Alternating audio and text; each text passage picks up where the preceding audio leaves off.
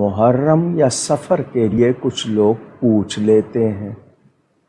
اس کے علاوہ باقی 10 مہینوں کے لیے کبھی کسی نے نہیں پوچھا کہ شادی، نکاح، ولیمہ، منگنی کرنی چاہیے یا نہیں۔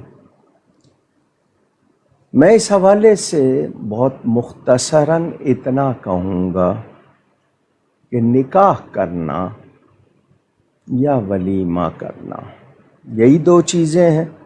باقی جو آپ دوسرے اپنی تقریبات کرتے ہیں مائیوں کے نام سے یا آپ دیگر عنوانات سے کرتے ہیں، وہ آپ کا اپنا سلسلہ ہے فضول خرچی کا۔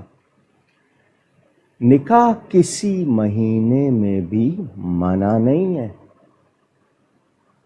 عرف عام میں شادی کہتے ہیں، حالانکہ وہ فارسی زبان کا لفظ ہے، خوشی کے لیے بولا جاتا ہے۔ ہمارے ہاں نکاح، ویڈنگ، میرج یا محفل عروسی یہ لفظ کہے جاتے ہیں۔ کسی مہینے میں یہ منع نہیں ہے، مگر بعض موقعوں پر ہم یہ تقریبات نہیں کرتے۔ مثلاً گھر میں میت ہو گئی، والدہ کی، والد کی، بہن کی، بھائی کی، تو ہم وہ تقریب مؤخر کر دیتے ہیں، ڈیلے کر دیتے ہیں۔ یعنی اس کی تاریخ مثال کے طور پر 2 دن کے بعد، 1 دن کے بعد، ہفتے کے بعد ہے، تو ہم یہ کہتے ہیں کہ نہیں، 40ویں تک ہم نہیں کریں گے،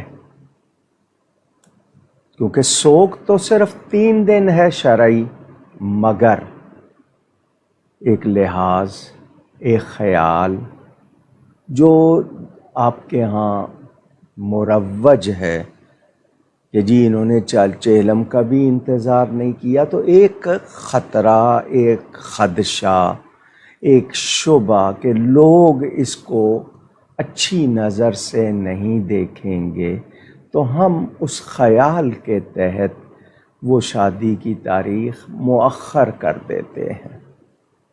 بعض لوگ 4 مہینے تک کر دیتے ہیں۔ مثال کے طور پر کوئی عورت بیوہ ہو گئی، یہ 130 دن تک عدت میں ہے، تو جب تک یہ عدت میں ہے یہ شرکت نہیں کر سکے گی، تو جب یہ عدت سے فارغ ہو جائے گی تب کریں گے۔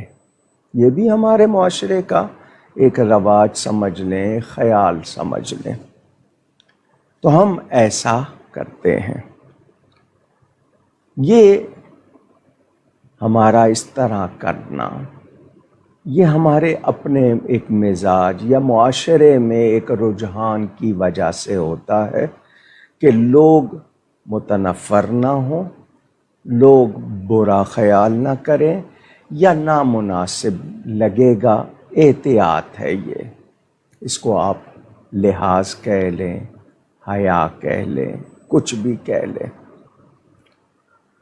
محرم کے پہلے عشرے میں اور خاص طور پر 7 تاریخ سے 10 تاریخ تک، پورا عشرہ 10 دن یا 7 تاریخ سے 10 تاریخ تک ہم قرابت رسول کی محبت میں خوشی کی، اپنی ذاتی خوشی کی کوئی تقریب نہیں کرتے، بلکہ اس دوران زیادہ نیکیاں، صدقہ و خیرات، عبادت کی کثرت کرتے ہیں۔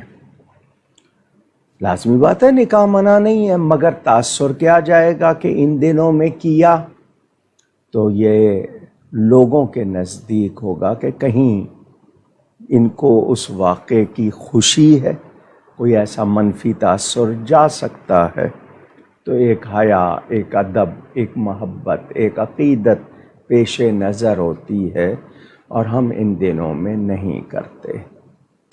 ایک کوئی طبقہ ہے وہ 1 محرم سے لے کر 20 صفر تک 40 دن نہیں کرتے۔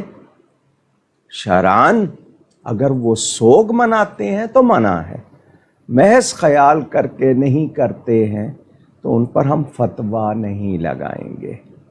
لیکن اگر کوئی ان 10 دنوں کے یا 7 سے 10 کے علاوہ کرتا ہے تو اس کو کوئی برا بلا بھی نہیں کہہ سکتے یا اس کے بارے میں کوئی غلط بات بھی نہیں کر سکتے۔